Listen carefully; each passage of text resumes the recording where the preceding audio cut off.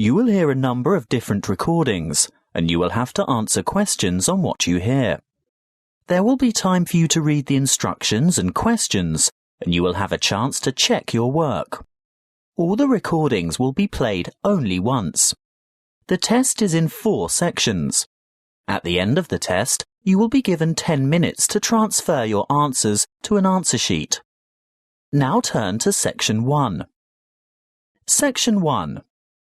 You will hear a telephone conversation between a client who wants to rent short-term accommodation and a rental agent. First, you have some time to look at questions 1 to 5.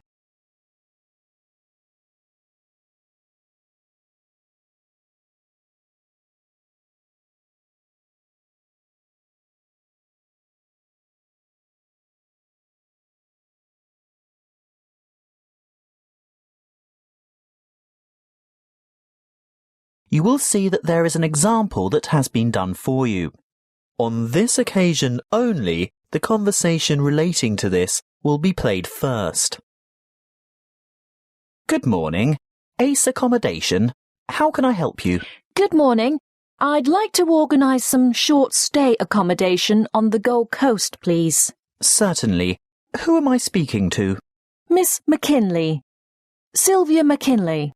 Could you spell your family name for me, please? It's MACKINLAY.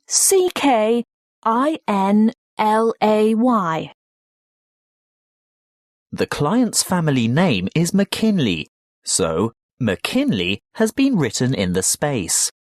Now we shall begin.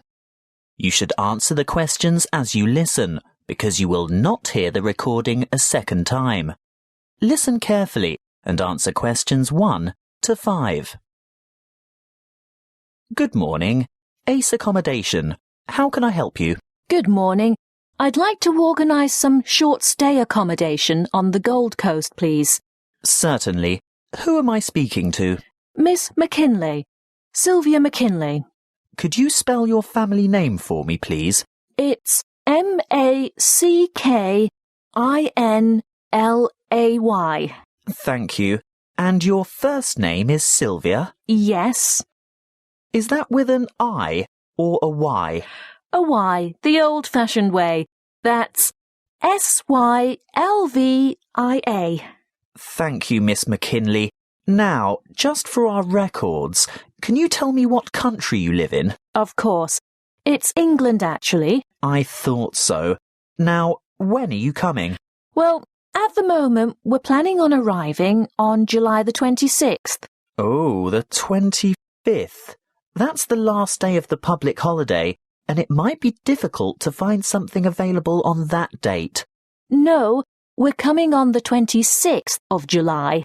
Oh, well, that's fine then.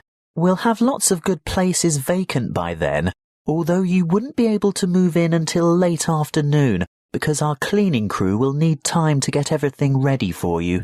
That suits us. Our flight won't get in until early evening anyway. How many of you will there be? Just my sister and myself. And how long do you intend to stay? Oh, only a couple of weeks. We'd like to stay longer, but we'll have to get back to work. So, you're not coming on business then? No, it's just a holiday. Why, what difference does that make? Oh, you'd be surprised. Business people have different needs. You know, wireless internet, even fax machines and photocopiers. No, we won't need any of that stuff. We'll be coming to relax and get away from all that kind of thing. Before you hear the rest of the conversation, you have some time to look at questions 6 to 10.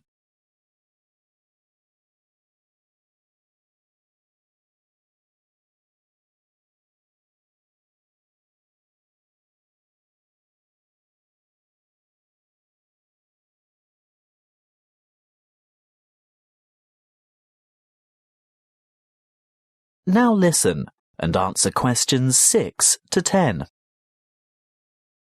Good. Now, what exactly are you looking for? A house, a duplex, or an apartment? What's a duplex? Oh, that's what you might call a townhouse or a unit. You know, 2 houses semi-detached on the same property. Oh, I see. I think an apartment will suit us just fine. And how many bedrooms? 2. 1 or 2, it depends on the size. My sister and I don't mind sharing if it's a decent-sized bedroom with 2 beds. Well, that makes it easier. And car parking? Will you require a lock-up garage? They're a little harder to find with an apartment. We'll have a hire car, and as far as I know, there are no regulations concerning car parking. I think as long as it's not parked on the street and it's secure, there shouldn't be any problems. OK. Now, I'm assuming you want something by the beach. Yes, that's the idea. We want to enjoy the surf, sand and sunshine. OK, but before we settle on an area and discuss your price range, I'll need to know about other necessities. What do you mean? Well, for example, do you want to be close to a shopping mall or the casino or the fun parks? Or do you want to be in a complex with or near a swimming pool? No, none of that really matters to us. But we'd like to have reasonable access to the motorway so that we can drive up to Brisbane to visit friends there. Well, there are quite a few lovely small towns to choose from. There's Main Beach, which is north of Surfer's Paradise, or Mermaid Waters, which is a bit further south, or Palm Beach, which is quite a bit further south. Mermaid Waters sounds delightful. Is it close to the motorway? Well, not really. The M1 is actually closest to Palm Beach, and prices are likely to be more reasonable there too. That's settled then. Palm Beach it is. Now, if you'll just give me your email address, I can send you information about the town and lots of photos. Well, my email is smac13@hotmail.com. And one final thing. How much are you looking to spend per week on accommodation? Do you want something at the luxury end of the market?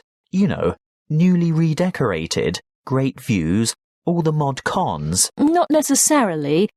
Could we get something clean, comfortable and reasonable for $1,200 a week? Could you stretch that to $1,500 a week? I've got a property in mind that you'll absolutely love, but you'd have to go to $1,500. $1,200 wouldn't cover it. All right then, but that's our top limit. Good. I'll get onto this straight away, and there should be something in your inbox shortly. That is the end of section 1. You now have half a minute to check your answers.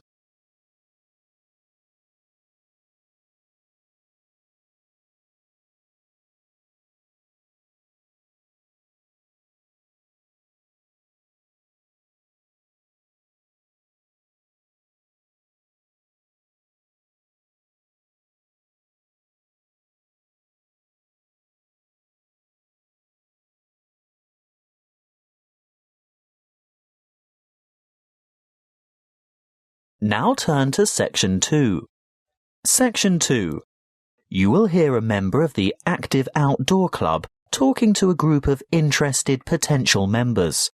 First, you have some time to look at questions 11 to 14.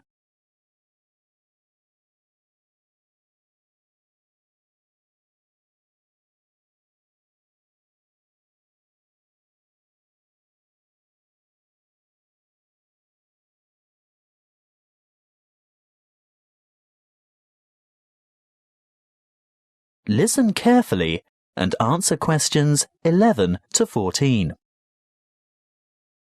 I'd like to welcome you all to our Active Outdoor Club. I'll start by telling you a little bit about the history of the club and all that it can offer, and there will be a chance for you to ask questions over tea and coffee in the lobby afterwards.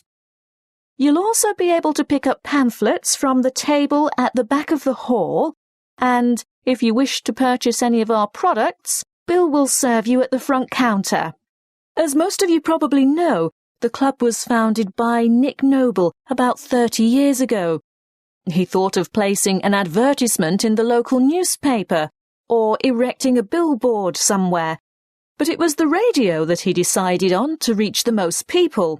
You know, other people who might be interested in outdoor pursuits. Just basic activities like walking or tramping. Anything active that could take place in some of the beautiful outdoor settings that this country has to offer. Nick was overwhelmed by the response he got, and the club soon grew from a dozen or so friends and enthusiasts to around 200 members 20 years ago, and steadily since then to reach a membership of over 2,500 now. You don't have to be a hardened athlete or extreme adventurer. On the contrary, it's a group that encourages friendship and fellowship through social and recreational activities. The club tries to cater for all levels of maturity and both genders. In fact, anyone who has the physical ability and a moderate level of health and fitness to participate in open-air activity on a regular basis. I think our youngest member is a 5-year-old boy and our oldest member is a 75-year-old man. Of course, we have more challenging opportunities for those who are up to it, but all excursions are graded according to level of difficulty, and there will always be something for those families with small children. More about that later. I'm sure you realise that it's part of the focus of the club to ensure that our natural environment is kept as pristine as possible. We all have a keen interest in conservation, and many of our members contribute their time or give a monetary donation to organisations that work to enhance and beautify our natural heritage. Before you hear the rest of the talk, you have some time to look at questions 15 to 20.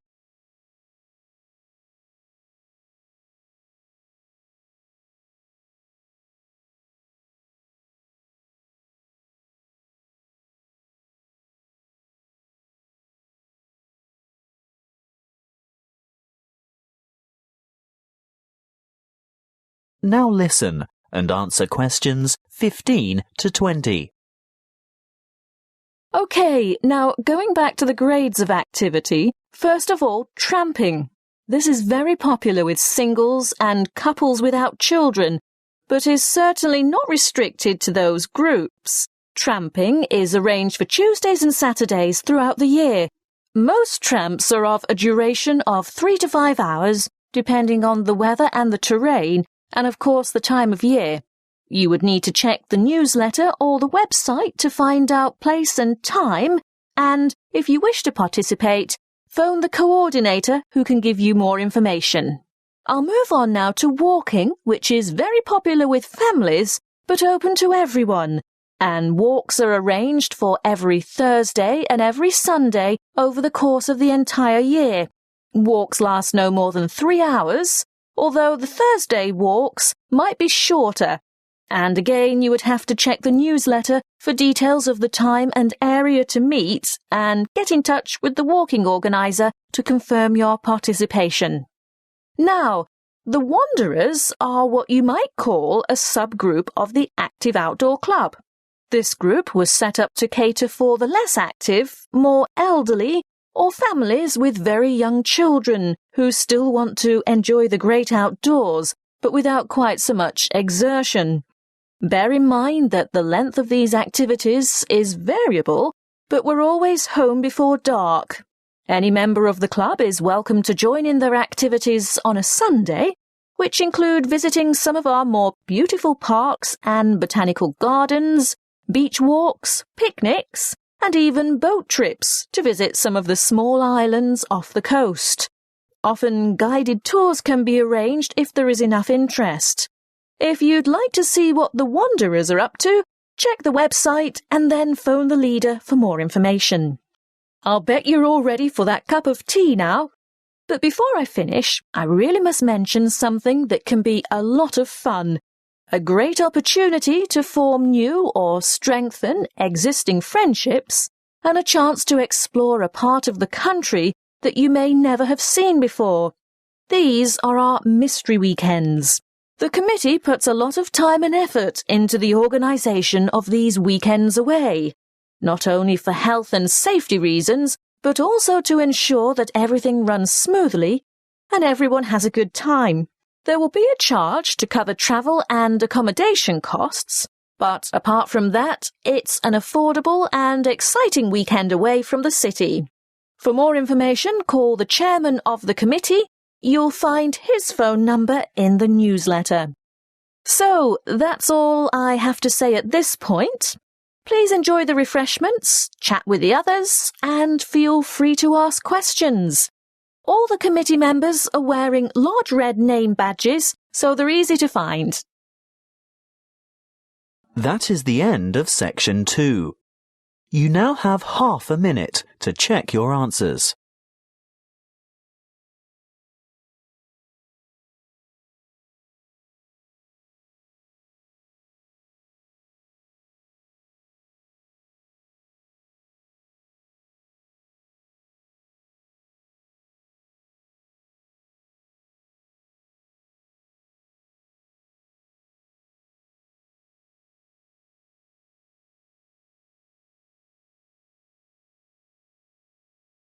Now turn to section 3. Section 3. You will hear a conversation between an academic advisor and a student asking for information about a particular subject that she wants to study. First, you have some time to look at questions 21 to 26.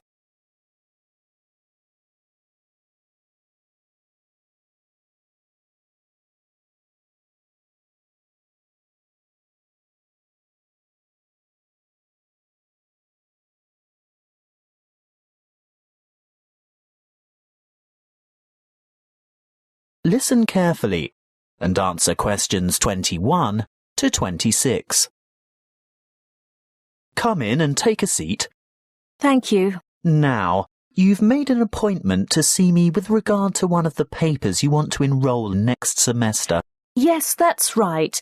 It's the Globalization and Educational Change paper, GEC 692. Ah, well, I know the one you mean, but all the code numbers are going to change next semester, so although the course name will stay the same, the code will be ED995.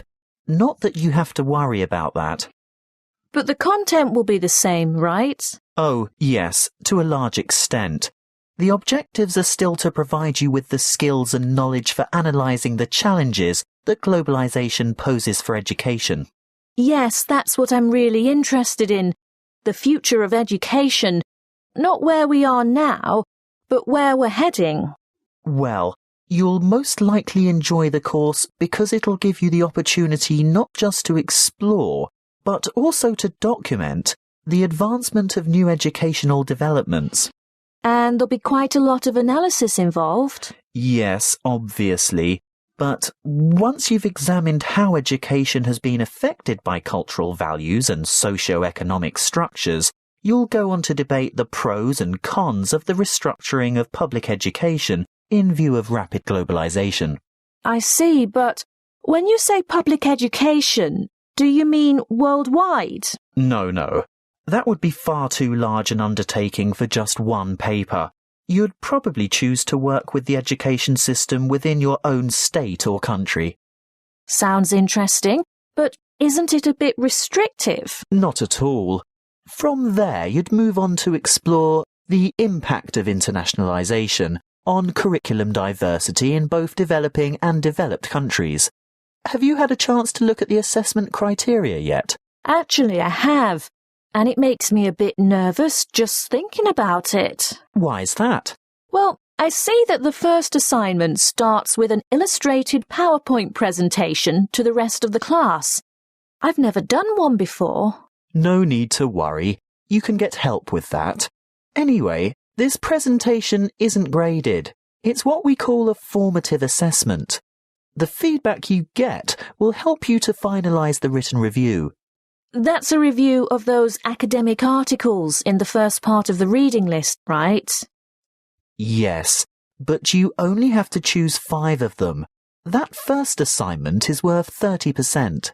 And the second assignment? There are 2 parts to that also, and both are graded. 20 marks will go towards your participation in a seminar, and then there's a 5,000-word essay, which will be graded out of 50. Thanks. Before you hear the rest of the conversation, you have some time to look at questions 27 to 30.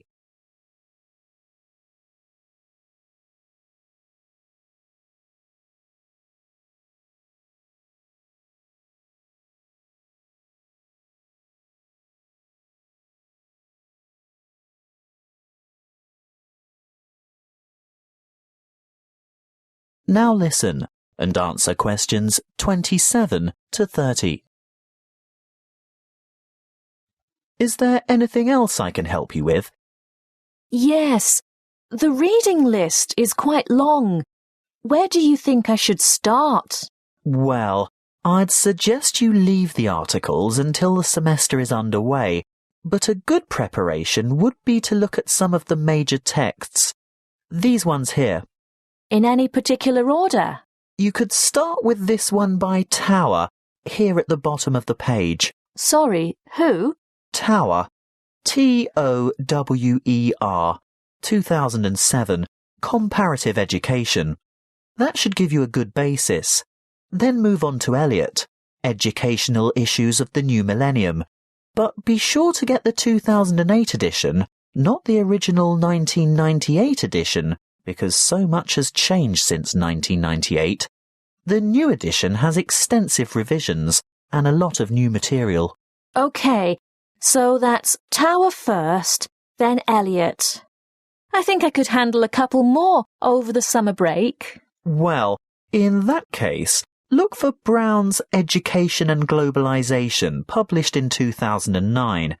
Actually, there are quite a few books by Brown, but I'd start with that one and leave his others till much later. And I'd also really recommend this one here, Globalization and Knowledge Policy by York, published quite recently in fact, 2010. That is the end of section 3.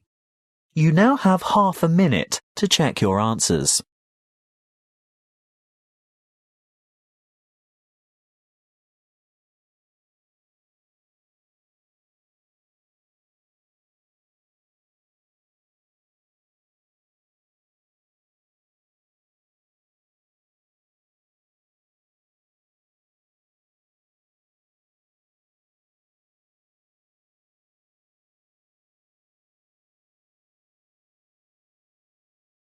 Now turn to section 4. Section 4. You will hear a lecture on immunity and immunization. First, you have some time to look at questions 31 to 40.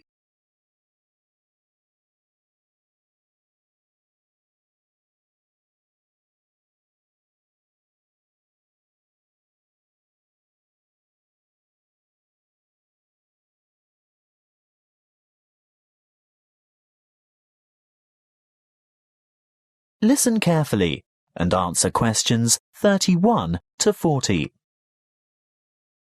Good afternoon, and thank you for your warm welcome. This will be the first talk in a series of 5 on health interventions, protection and prevention. Could I start by asking for a show of hands? How many of you have had a flu vaccination at the beginning of winter? I thought so. You young ones always think you're indestructible.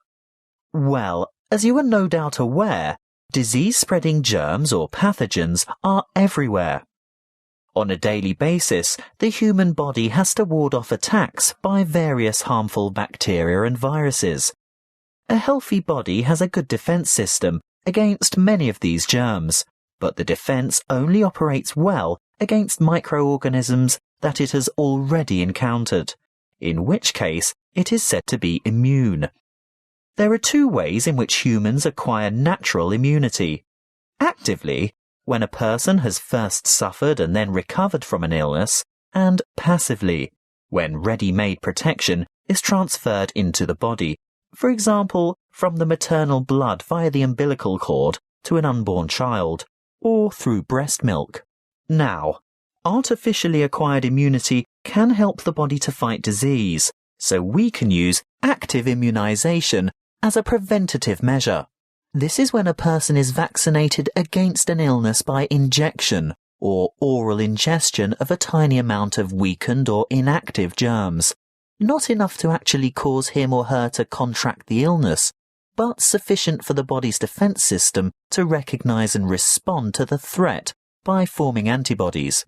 Intervention using passive immunization, on the other hand, is a method of curing an illness after it is too late for prevention. It is less effective than active immunization and takes longer to work.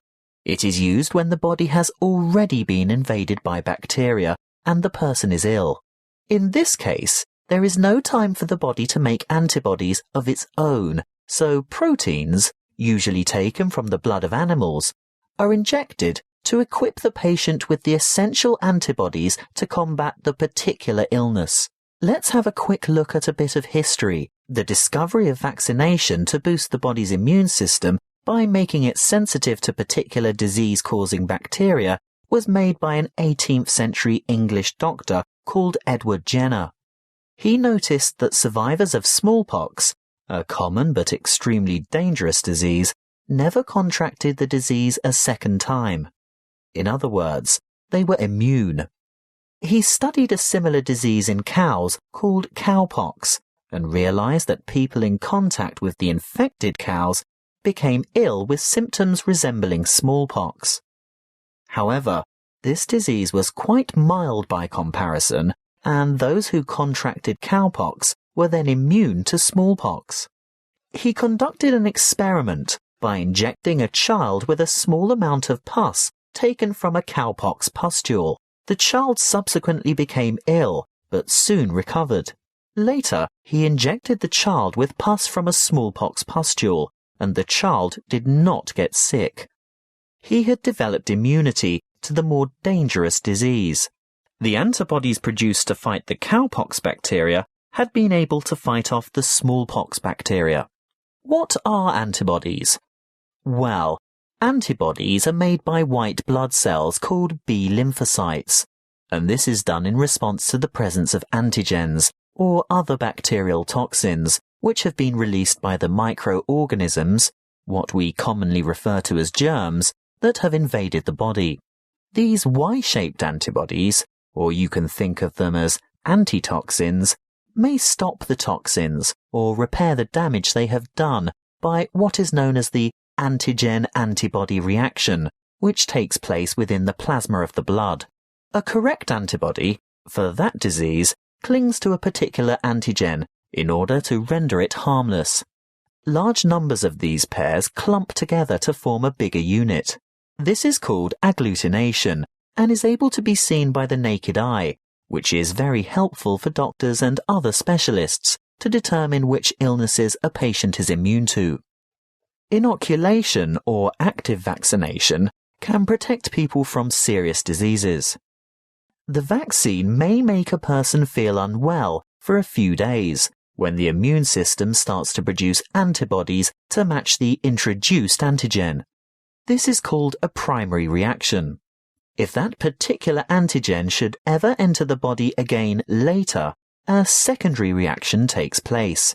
The body is then able to produce large numbers of corresponding antibodies within a short time, so the invading antigens are quickly wiped out, without the person suffering any harm from the disease. That is the end of section 4. You now have half a minute to check your answers.